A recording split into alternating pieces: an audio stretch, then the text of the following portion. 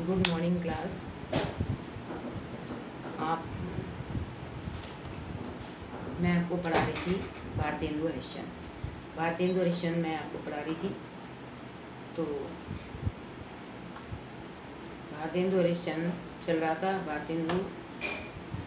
तो इसमें मैंने पढ़ाया था, देखिएगा कि अजगर करे न चाकरी, पंछी करे न काम, दास मलूका कह गए सबके दाता राम। तो लिखा है कि चारों ओर आंख उठाकर देखे, बिना काम करने वाले की चारों ओर बढ़ती है। बिना काम करने वालों की ही चारों ओर बढ़ती है। रोजगार कहीं कुछ भी नहीं, चारों ओर दरिद्रता की आग लगी हुई है। किसी ने बहुत ठीक कहा है कि दरिद्र कुटुंबी इस तरह अपनी इज्जत को बचाता फिरता है जैसे लाजवती बहू फटे कपड़ों में अपने अंगों को छिपाए रखती है। मैंने आपको इसका समझाया था कि लाजवंती बहू जो होती है अपने मतलब इस प्रकार से लाजवंती बहू होती है, अपने फटे कपड़ों के द्वारा अपने अंगों को छिपाए रहती है। क्योंकि भारतेंदु हरिश्चंद्र ने भारतीयों में समाप्त होती हुई कर्तव्य निष्ठा की भावना से व्याकुल होकर के कहा, विदेश में चारों ओर अकर्मण्यता और आलसी लोगों की जो संख्या है वो दिन पर दिन बढ़ती जा रही है। रोजगार जो है समाप्त हो चुके हैं, लोग भाग्य के भरोसे बैठे हुए हैं और सब ओर दरिद्रता की आग लगी हुई है। दरिद्रता, भारत को कभी सोने की चिड़िया कहा जाने वाला, भारत को कभी किसी समय में सोने की चिड़िया कहा जाता था, लेकिन अब सब इसके विपरीत हो गया है। भारतीय अपने आत्मसम्मान को बचाने के लिए उसी प्रकार से प्रयासरत हैं जिस प्रकार से लाजवती बहू जो होती है फटे कपड़ों में भी अपने अंगों को छिपाए रखती है, लेकिन पुनः अपने प्राचीन गौरव को पाने के लिए पुनः अपने प्राचीन गौरव को पाने के लिए भारतीयों को आलस्य और अकर्मण्यता को त्यागना होगा और कल्याणकारी समाज की स्थापना हो पाएगी, और तभी कल्याणकारी समाज की स्थापना होगी और तभी निर्धनता की समूल जड़ को नष्ट किया जा सकता है। कहते हैं दरिद्र कुटुंबी जिस प्रकार से लाजवती बहू जो होती है फटे कपड़ों में अपने अंगों को छिपाए रखती है। बताते हैं कि भारत देश जो था पहले सोने की चिड़िया कहा जाता था, लेकिन आज तो बिल्कुल इसके विपरीत हो गया है। क्यों? क्योंकि भारतीय जो है आलसी हो गए हैं और अकर्मण्य हो गए हैं। तो आलस्य इनको दोबारा से उसी स्थान पर लाने के लिए भारतीयों को अपना आलस्य छोड़ना होगा, अकर्मण्यता को त्यागना होगा, तभी भारतीय जो है तभी जो भारतीय हैं जो कल्याणकारी समाज की स्थापना कर सकते हैं और निर्धनता का समूल नष्ट कर सकते हैं। निर्धनता को समूल नष्ट भी किया जा सकता है। तो कहते हैं कि देखिए, रिपोर्ट देखने से पता चलता है कि मनुष्य दिन पर दिन बढ़ते जा रहे हैं, रुपए दिन पर दिन कम होता जाता है। सो अब बिना ऐसा उपाय किए काम नहीं चलेगा कि रुपया भी बढ़ जाए और वह रुपया वृद्धि बढ़े और ना बढ़ेगा। भाइयों, राजा महाराजाओं का मुँह मत देखो, ये आशा रखो कि पंडित जी की कथा में ऐसा उपाय बताएंगे कि देश का रुपया और बुद्धि बढ़े। वो सब नहीं होगा। तुम अपनी कमर कसो, तुम अब स्वयं आगे बढ़ो। और कब तक आलस्य छोड़ो, कमर कसो, आलस छोड़ो, और कब तक अपनी उंगली मूर्ख बोधे डरपोक ने पुकरवाओगे। दौड़ो इस घुड़दौड़ में जो पीछे हैं तो फिर कहीं ठिकाना नहीं।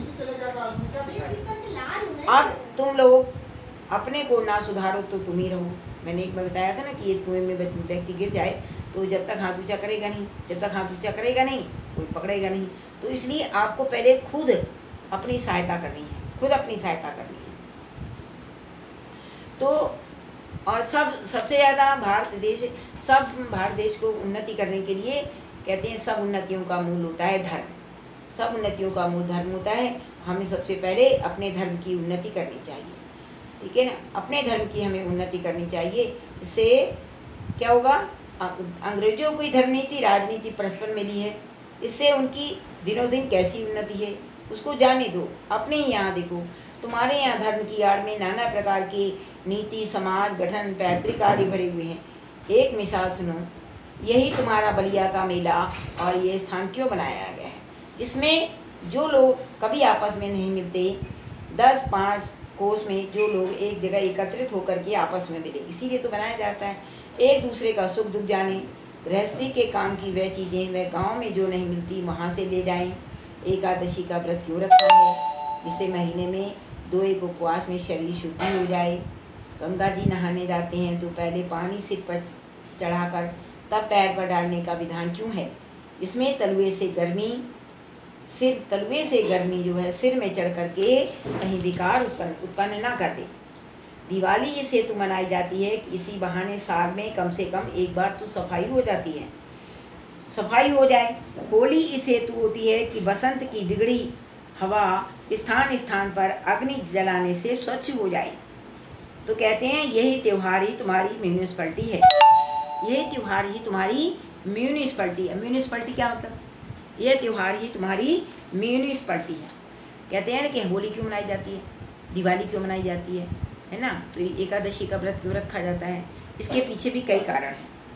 तो लास्ट में लिख देते हैं ये त्यौहार ही तुम्हारी म्यूनिसिपैलिटी क्या होती है? म्यूनिसिपैलिटी को नगर महापालिका जो होती है, नगर पालिका को कहते हैं म्यूनिसिपैलिटी। तो नगर पालिका का मुख्य कार्य क्या होता है? नगर की सफाई की व्यवस्था करना, नगर की सफाई की व्यवस्था करना। प्रमुख त्योहारों पर आंगन की सफाई होती है ना? तो लेखक ने नगर पालिका को नहीं, लेखक ने त्योहार लिखा है। त्योहार में से होता है त्योहार। तो ये जो त्योहार जो होते हैं, त्योहारों को नगर पालिका की संज्ञा दी गई है, त्योहारों को नगर पालिका की संज्ञा दे दी गई है। भारत में दीपावली आदि ऐसे त्यौहार आते हैं जहाँ देशवासी अपने घरों की सफाई करते हैं, घरों का कूड़ा निकाल कर बाहर फेंक देते हैं। और हमारे पर्व और त्यौहार भी हमारे हृदय को शुद्ध करते हैं और हमें पारस्परिक सद्भावना पर आधारित भावनाओं को विकसित करते हुए सामाजिक वातावरण की वो पवित्र करते हैं। तो त्योहारों को उन्होंने नगर महापालिका की संज्ञा दे दी है, क्योंकि हम अपने घरों की सफाई करते हैं।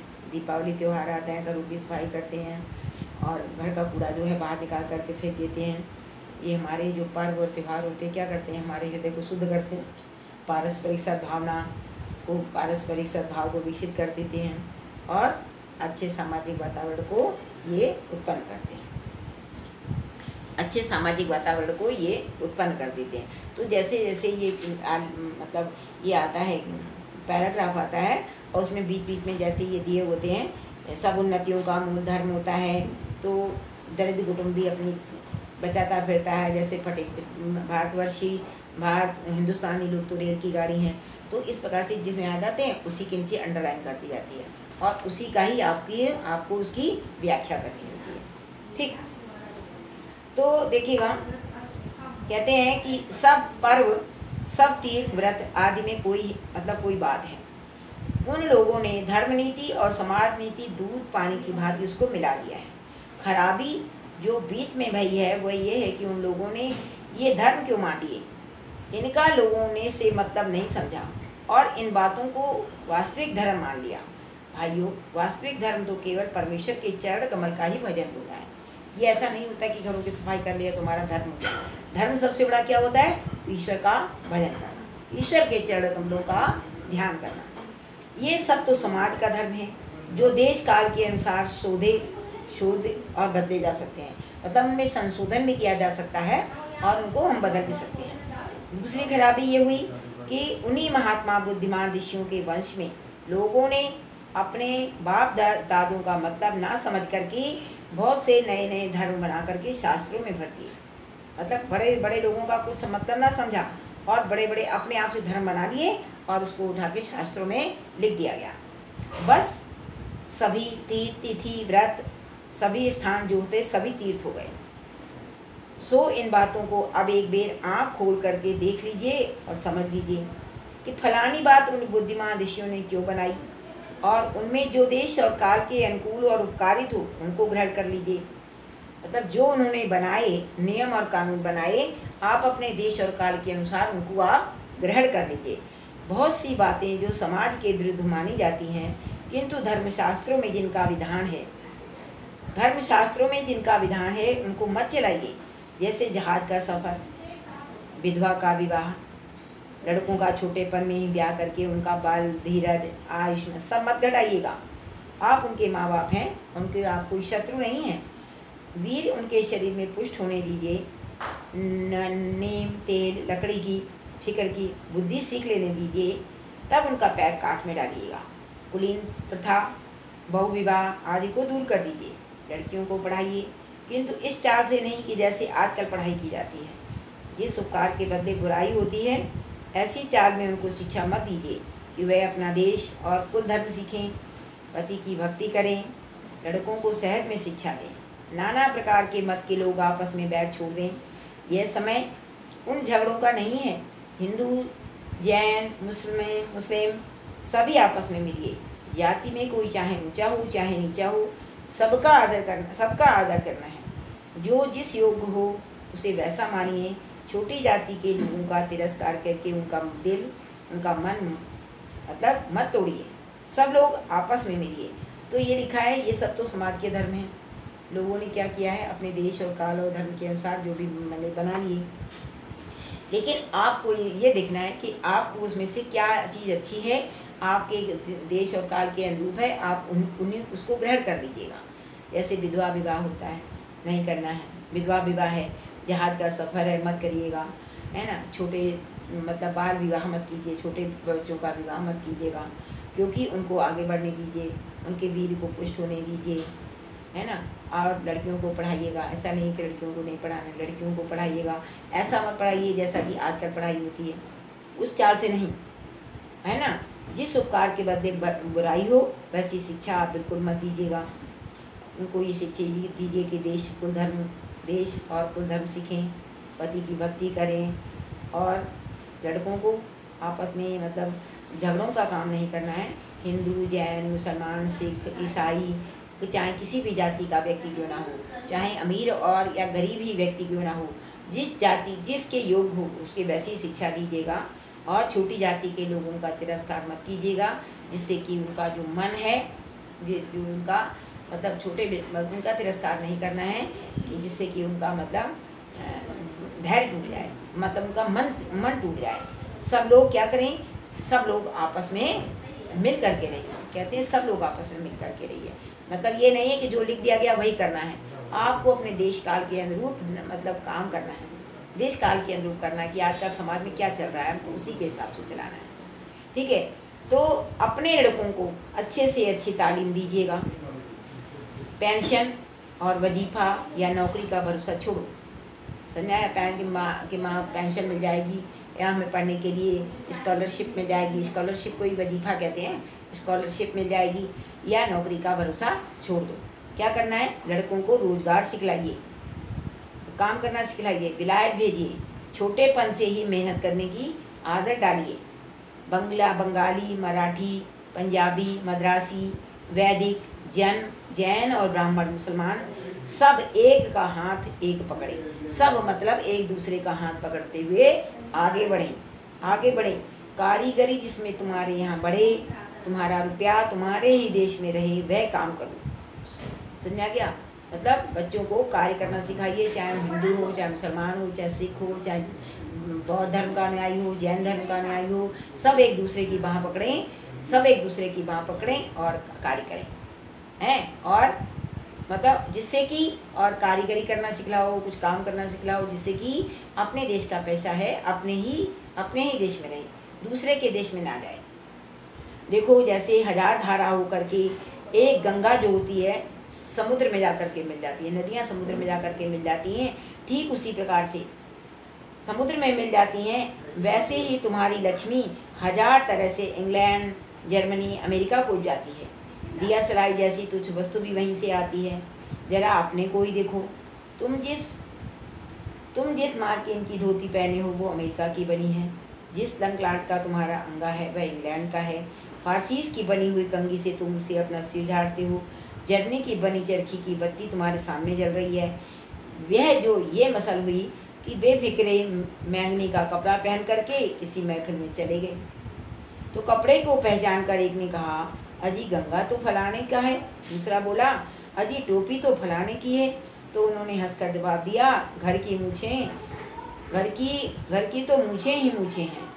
हाय अफसोस, हम ऐसे हो गए अपने निज की काम की वस्तु भी नहीं बना सकते। भाइयों, अब तो नींद से जंको, अपने देश की सब प्रकार से उन्नति करो, इसमें तुम्हारी भलाई हो। किताब पढ़ो, वैसे ही खेल खेलो, वैसी ही बातचीत करो। परदेशी वस्तु और परदेशी भाषा का भरोसा मत रखो, अपने देश में अपनी भाषा में ही उन्नति करो। तो भारतेंदु हरिश्चंद्र जी कहते हैं कि बच्चों को अच्छी से अच्छी हमें तालीम देनी चाहिए, है ना। अपने अच्छी से अच्छी तालीम दो, उन्हें अच्छा से अच्छा रोज़गार सिखलाओ, हैं, छोटेपन से ही मेहनत करने की आदत डाल दो, उन्हें कुछ कारीगरी का काम सिखलाओ। सब धर्मों के लोग आपस में मिल करके हाथ से हाथ बढ़ा करके मतलब कार्य करें। जैसे हम लोग मार्किन का कपड़ा मार्किन पहनते हैं, उसकी हम धोती पहन लेते हैं, वो दूसरे देश से आती है। दिया सिलाई दूसरे देश से आती है, तो दूसरे देश से आती है, वो उसके देश से आती है, वो उस देश से आती है, तो अपना क्या है। तो कहते हैं एक व्यक्ति जो है, एक एग्जाम्पल देता है कि वो जाता है तो वो कहता है ये वहाँ की बनी है, ये वहाँ की बनी है, वहाँ की बनी है, तुम्हारा क्या है। तो कहता है मुझे तो अपने देश की है ना, मुझे तो अपनी है ना, मुझे हैं। तो कहते हैं हाय अफसोस कि अपने का हम क्या मतलब इतने गिर चुके हैं कि हम अपनी निज की वस्तु, अपने यूज की जो वस्तु है वो भी हम नहीं बना सकते। अपनी यूज की वस्तु को भी हम क्या नहीं बना सकते हैं। तो लिखा है परदेशी वस्तु और परदेशी भाषा का भरोसा मत रखो। तो कहते हैं कि विदेशी वस्तुओं को, मतलब ये जो बताया गया है कि परदेशी वस्तु और परदेशी भाषा का भरोसा मत रखो, इसमें भारतेंदु जी ने विदेशी वस्तुओं और विदेशी भाषाओं को त्यागने और स्वदेशी वस्तुओं और स्वदेशी भाषा को अपनाने की इन्होंने इसमें शिक्षा दी है कि मतलब अपने देश की चीज़ों को स्वीकार करो और दूसरे की जो है भाषा है या उसकी वस्तु है उसको त्याग दो। तो भारतवासियों की जो निष्क्रियता है, मतलब जो आलस्यपन है, जो दूसरों पर निर्भर रहने की जो प्रवृत्ति पर उन्होंने बहुत ही दुख प्रकट किया है। उन्होंने दुख प्रकट किया है। भारतेंदु जी कर्म करने तथा अपनी भाषा के माध्यम से इन्होंने उन्नति करने की प्रेरणा दी है। उन्होंने कहा है कि आलसी मत बनिए, कर्म करिए और अपनी भाषा के माध्यम से आप आगे बढ़े, क्योंकि अपनी भाषा के अभाव में हम एक दूसरे की भावनाओं को नहीं समझ सकते हैं और ना ही अपने विचारों का हम आदान प्रदान कर सकते हैं। जो हमारी भाषा है, हमारी दूसरा भी वही भाषा बोलेगा तो हम अपने विचारों का आदान प्रदान कर सकते हैं, हम अपनी बातों को अच्छे तरीके से समझा सकते हैं। तब ऐसी परिस्थिति में कहते हैं कि अपनी भाषा में अभाव में समझा सकते हैं और अपने विचारों का आदान प्रदान हम सरलता से भी कर सकते हैं। तो हमें विदेशी वस्तुओं के प्रति कहते हैं कि हमें जो विदेशी वस्तुएं हैं उनके प्रति अपने मोह को हमें त्यागना होगा। अपने देश की वस्तुओं को हमें अपने देश में इन्हीं वस्तुओं का हमें निर्माण करना होगा और अपने देश की वस्तुओं को अपनाना होगा। उसके लिए हमें क्या चाहिए? उसके लिए हमें ये चाहिए क्योंकि ज्ञान और विज्ञान को अपनी भाषा में ही सरलता से सीखा जा सकता है। इसके अतिरिक्त स्वदेशी भाषा और स्वदेशी वस्तुओं के प्रयोग से अपने देश के प्रति आत्मसम्मान और गौरव की भावना का विकास तो होता ही होता है, साथ ही व्यक्ति में आत्मनिर्भरता भी आती है। आत्मनिर्भरता आती है। वो कहते हैं कि परदेशी वस्तु का और परदेशी भाषा का भरोसा मत रखो। यदि हम अपनी भाषा में ही दूसरे से व्यक्ति से बात करेंगे तो वो हमारी बात को अच्छे से समझेगा और यदि हम दूसरी भाषा में बात करेंगे तो वो ठीक से समझ भी नहीं पाएगा। तो क्या करना है, हमें अपनी आवश्यकता, कम से कम हम ये बात तो कर सकते हैं कि हम अपनी आवश्यकता की वस्तुओं का निर्माण करें, और अपनी भाषा का विकास करें, जिससे कि क्योंकि ज्ञान और विज्ञान को अपनी भाषा में ही सरलता से सीखा जा सकता है। तो जिससे व्यक्ति जो है आलसीपन उसका छूट जाएगा, अकर्मण्यता दूर हो जाएगी और आत्मनिर्भरता की उसमें प्रवृत्ति आ जाएगी, आत्मनिर्भर रहने की प्रवृत्ति आ जाएगी। हमको कि स्वयं पर आत्मनिर्भर होना है, अपने देश में आत्मनिर्भर होना है, परदेशी देशों पर हमें आत्मनिर्भर नहीं होना है।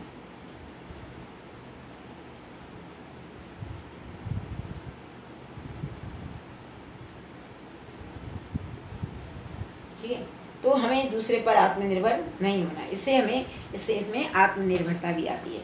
अब देखिएगा, इसमें लिखा है कि ये हो गया परदेशी वस्तु और परदेशी भाषा का भरोसा मत रखो। अब इसमें जैसे बहुविकल्पीय क्वेश्चंस दिए होते हैं, ऑब्जेक्टिव क्वेश्चंस पूछे जाते हैं, पेपर होता है, पेपर में ऑब्जेक्टिव क्वेश्चंस पूछे जाते हैं। जैसे होता है कि निम्नलिखित प्रश्नों के सही विकल्प चुनिए, मतलब ऑप्शंस। कवि वचन सुधा एवं हरिश्चंद्र मैगजीन का संपादन किया था। किसने किया था? कहते हैं कवि वचन सुधा और हरिश्चंद्र मैगजीन का संपादन किसने किया? रामचंद्र शुक्ल जी ने, भारतेंदु हरिश्चंद्र जी ने, श्याम सुंदर दास जी ने और बालकृष्ण भट्ट जी ने। किसने किया था? कवि वचन सुधा मैगजीन का संपादन किया था भारतेंदु हरिश्चंद्र जी ने किया था। समझ में आ गया? भारतेंदु हरिश्चंद्र जी ने देखिए पत्रिकाओं का संपादन किया था। भारतेंदु हरिश्चंद्र जी ने कवि वचन सुधा और हरिश्चंद्र मैगजीन का संपादन किया था। मुद्रा राक्षस नाटक के लेखक हैं श्याम सुंदर दास, रामचंद्र शुक्ल, सरदार पूर्ण सिंह और भारतेंदु हरिश्चंद्र। तो मुद्रा राक्षस नाटक के लेखक हैं भारतेंदु हरिश्चंद्र। मुद्रा राक्षस नाटक के लेखक कौन है? मुद्रा राक्षस नाटक के लेखक हैं भारतेंदु हरिश्चंद्र, मतलब हरिश्चंद्र हैं।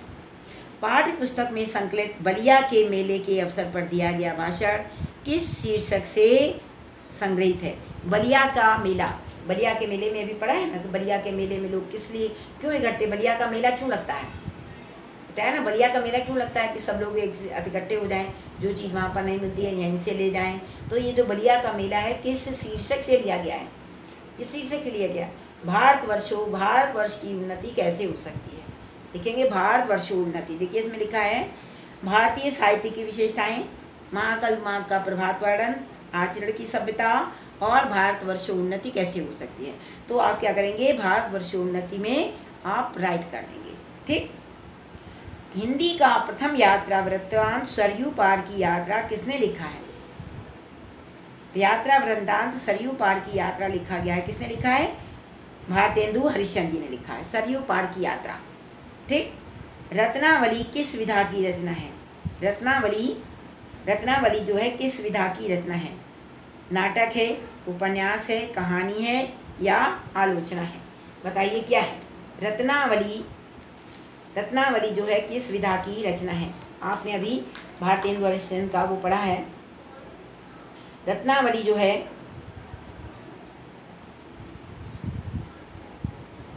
किस विधा की रचना है?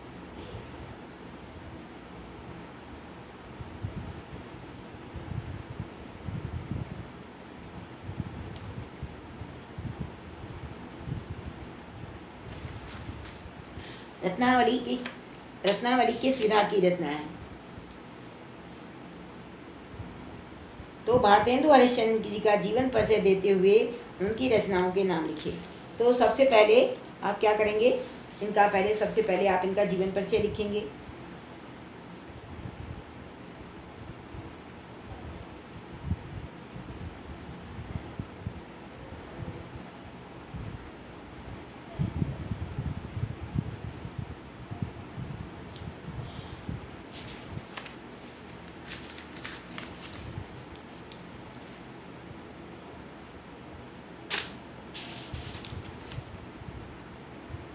ठीक है। तो इस प्रकार से सबसे पहले भारतेंदु हरिश्चंद्र जी का जीवन परिचय लिखा जाएगा। जीवन परिचय के बाद में जैसे ये पहला वाला लिखा हुआ है, इस अभागे आलसी देश में जो कुछ भी हो जाए वही बहुत है, हमारे हिंदुस्तानी तो रेल की गाड़ी हैं। तो हमारे हिंदुस्तानी तो रेल की गाड़ी हैं, आप इसकी आप व्याख्या लिखेंगे। ठीक है। और जापानी टट्टुओं को हाँफते हुए दौड़ते देख करके हमें लाज भी नहीं आती। 1, 2 and 3 थर्ड पैराग्राफ में देखिए लिखा हुआ है, जापानी टट्टुओं को हाँफते हुए दौड़ते देख हमें लाज भी नहीं आती। दरिद्र कुटुंबी इस तरह अपनी इज्जत को बचाता फिरता है जैसे लाजवती बहू अपने अंगों को छिपाए रखती है। ठीक है। और सब उन्नतियों का मूल क्या होता है? धर्म। सब उन्नतियों का मूल धर्म होता है। यही त्यौहार ही हमारी म्यूनिसिपैलिटी है। म्यूनिसिपैलिटी क्या होती है? नगर पालिका। त्यौहार लिखा है, त्यौहार का मतलब होता है त्यौहार होता है। और परदेशी वस्तु और परदेशी भाषा का भरोसा मत रखो। तो लास्ट में ये लिखा जाएगा। ठीक है, परदेशी वस्तु और परदेशी भाषा का भरोसा मत रखो। बोल दो जाके। अच्छा, और इसके बाद में ये आपको ये क्वेश्चंस आपको नोट करने हैं। ठीक है, क्वेश्चंस आपको नोट करने हैं। तो ये जो हिंदी गद्य का विकास जो होता है, एक लिखा जाता है कि भारतीयों की भाषाएं कितनी हैं। जैसे भाषाओं में देखिएगा गद्य विधाओं की क्वेश्चन जैसे कभी कभी पूछ दिए जाते हैं। ऑब्जेक्टिव क्वेश्चन 11th में, 9th में, 10th में आपसे पूछे, मतलब 9, 10 में पूछे गए होंगे। तो इस बार जैसे आपको मालूम होगा कि खड़ी बोली हिंदी की प्रथम रचना कौन सी होती है। खड़ी बोली हिंदी की प्रथम रचना होती है घोरा बादल की कथा। खड़ी बोली हिंदी की प्रथम रचना घोरा बादल की कथा किसने लिखी है? जटमल ने लिखी है। हिंदी का प्रथम नाटक नहुष लिखा है गोपाल चंद गिरधर दास ने। गोपाल चंद गिरधर दास ने लिखा है। और हिंदी का प्रथम उपन्यास परीक्षा गृह किशोरीलाल, नहीं, हिंदी का प्रथम उपन्यास नहुष लिखा है लाला श्रीनिवास दास ने। लाला श्रीनिवास दास ने लिखा है। और हिंदी की प्रथम कहानी इंदुमती की कहानी, हिंदी की प्रथम कहानी इंदुमती की कहानी लिखी है किशोरीलाल गोस्वामी ने। किशोरीलाल गोस्वामी ने, ये याद रखिएगा। हिंदी की प्रथम कहानी यदि लिखा होगा तो आप लिखेंगे रानी इंदुमती की कहानी किशोरीलाल गोस्वामी। और यदि आ जाए कहानी कला की दृष्टि से हिंदी की प्रथम कहानी, कहानी कला की दृष्टि से हिंदी की प्रथम कहानी तो आती है रानी केतकी की कहानी, जो लिखी है मुंशी इंशाअल्लाह खान ने लिखी है। मुंशी इंशाअल्लाह खान ने लिखी है। और हिंदी का प्रथम यात्रा वृत्त क्या है? सरयू पार की यात्रा। हिंदी का प्रथम यात्रा वृत्त सरयू पार की यात्रा लिखा है भारतेंदु हरिश्चंद्र जी ने लिखा है। समझाया? हिंदी का प्रथम यात्रा वृत्त सरयू पार की यात्रा भारतेंदु हरिश्चंद्र जी ने लिखा है। तो सबसे पहले आप यही 4-5 जो लिखे पहले इनको लर्न कर लिए। खड़ी बोली हिंदी की प्रथम रचना घोरा बादल की कथा, घोरा बादल की कथा जटमल ने लिखा है। मतलब इनके रचनाकार कौन है? जटमल। हिंदी का प्रथम नाटक नहुष किसने लिखा है? गोपाल चंद गिरधर दास जी ने लिखा है। गोपाल चंद गिरधर दास ने लिखा है। और हिंदी का प्रथम उपन्यास परीक्षा गृह लाला श्रीनिवास दास ने लिखा है। ठीक है ना? हिंदी का प्रथम उपन्यास परीक्षा गृह लाला श्रीनिवास दास ने लिखा है। हिंदी की प्रथम कहानी रानी इंदुमती की कहानी, रानी इंदुमती की कहानी किशोरीलाल गोस्वामी ने लिखी है। और कहानी कला की दृष्टि से हिंदी की प्रथम कहानी रानी केतकी की कहानी लिखी है मुंशी इंशाअल्लाह खान ने। और हिंदी का प्रथम यात्रा वृत्त लिखा है भारतेंदु। हिंदी का प्रथम यात्रा वृत्त सरयू पार की यात्रा लिखा है भारतेंदु हरिश्चंद्र जी ने लिखा है। ठीक है, भारतेंदु हरिश्चंद्र जी ने लिखा है। तो ये मतलब ये प्रथम रचनाएं जो जैसे जैसे दी गई हैं वैसे वैसे आपको हम बताते हैं। ठीक है, और इसमें देखिएगा भारतेंदु युग मतलब हिंदी गद्य का विकास जैसे होता है पूर्व भारतेंदु युग, फिर आता है भारतेंदु युग, द्विवेदी युग, छायावादी युग, छायावादोत्तर युग और स्वतंत्रोत्तर युग। तो ये जो 6 हैं ये इनको आपको लर्न करने पड़ेंगे। जैसे पूर्व भारतेंदु युग कब से हुआ था? 13वीं शताब्दी से लेकर के 1868 ईस्वी तक, 1868 ईस्वी तक पूर्व भारतेंदु युग। उसके बाद भारतेंदु युग आया। भारतेंदु युग में 1868 ईस्वी से लेकर के 1900 ईस्वी तक चला। ये 1868 से लेकर के 1900 तक चला। अब नेक्स्ट भारतेंदु युग के बाद में क्या आया? द्विवेदी युग आ गया। तो द्विवेदी युग जो था, भारतेंदु युग कब तक चला था? 1900 तक चला। तो द्विवेदी युग कब चला? 1900 से लेकर के 1922 ईस्वी तक चला। द्विवेदी युग 1900 से लेकर के 1922 ईस्वी तक चला। और उसके बाद में 1922 से क्या चला? छायावादी युग। छायावादी युग 1922 से लेकर के 1938 ईस्वी तक चला। छायावादी युग कब से चला? 1922 से लेकर के 1938 तक। किसी बुक में 1919 भी लिखा हुआ है। 1919 से लेकर के 1938 भी राइट है और 22 भी राइट है, दोनों ही राइट कहे जाएंगे। तो उसके बाद में आता है छायावादोत्तर युग। तो छायावादोत्तर युग 1938 ईस्वी से लेकर के कब तक चला? 1947 ईस्वी तक, मतलब 47 तक चला। और उसके बाद में आ गया आधुनिक युग। आधुनिक युग मतलब स्वतंत्रोत्तर युग, जब हमारा देश 1947 में आज़ाद हो गया। 1947 में हमारा देश जब आज़ाद हो गया तो 1947 से लेकर के जो अब तक चल रहा है, जो अब तक चल रहा है उसे हम कहते हैं स्वतंत्रोत्तर युग, या उसे कहते हैं हम आधुनिक युग। तो पहले आता है पूर्व भारतेंदु युग। पूर्व भारतेंदु युग 13वीं शताब्दी से लेकर के 1868 तक चला, और भारतेंदु युग 1868 से 1900 तक चला। फिर उसके बाद में आया द्विवेदी युग। द्विवेदी युग 1900 से लेकर के 1922 तक चला। छायावादी युग 1922 से 1938 तक, और उसके बाद में आएगा छायावादोत्तर युग 1938 से लेकर के 1947 ईस्वी तक चला, छायावादोत्तर युग। ठीक है, और उसके बाद में आता है आधुनिक युग या स्वतंत्रोत्तर युग 1947 ईस्वी से लेकर के अब तक जो चल रहा है उसे हम कहते हैं आधुनिक युग या स्वतंत्रोत्तर युग। तो हिंदी गद्य के विकास क्रम का ये जो काल विभाजन है इसको आपको लर्न करना पड़ेगा। ठीक, ओके, नेक्स्ट पेज बेटा।